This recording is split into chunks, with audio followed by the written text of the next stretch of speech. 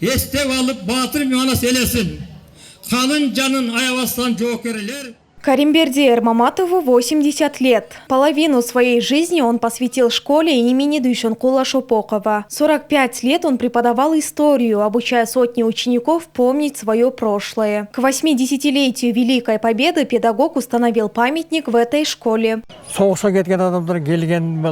войну ушло очень много солдат. Из них есть кто вернулся и те, кто не вернулся. Я выступил с инициативой установить памятник, чтобы их имена не были забыты. Пусть в будущем будет мир. Мой отец установил памятник, чтобы выразить благодарность героям войны и передать будущему поколению, что мир имеет высокую цену.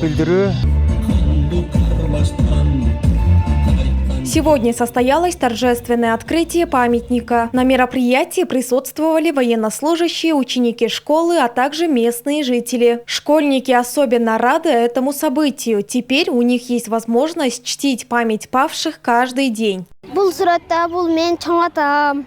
На фотографии мой дедушка Субанов Атабек. Он участвовал в войне и вернулся. Я принес его фото, чтобы выразить благодарность за мирную жизнь, которую он нам подарил. Раньше перед школой не было памятника. Сейчас мы очень рады, потому что теперь можем вспоминать наших дедов, отдавших жизнь за Родину. На памятнике размещен список 12 участников Великой Отечественной войны из села Токтогул. Мероприятие сопровождалось концертной программой, подготовленной школьниками. Звучали песни военных лет и представлены театрализованные сценки. Из Узгенского района на войну ушли 7147 человек, 2444 не вернулись.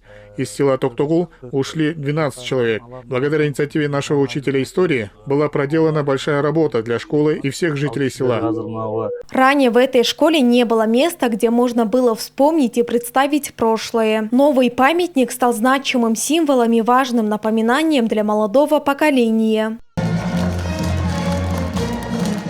Айтунок Мамытова, Нурсултан Абдикаримов, ЛТР, Ожская область.